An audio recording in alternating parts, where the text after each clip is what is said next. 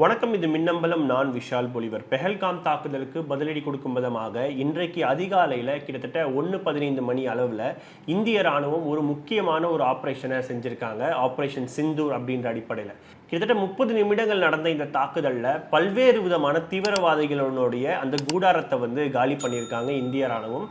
குறிப்பாக இந்த ஒரு தாக்குதல் தொடர்பாக இந்தியாவினுடைய பாதுகாப்புத்துறை தரப்பிலிருந்து ஒரு பிரஸ் மீட்டும் கொடுக்கப்பட்டிருக்கு. இது மட்டும் இல்லாமல் இந்த பாதுகாப்பில் எங்க நாட்டினுடைய குடிமக்களும் கொல்லப்பட்டிருக்காங்கன்னு சொல்லி பாகிஸ்தான் தரப்புல இருந்து சொல்றாங்க.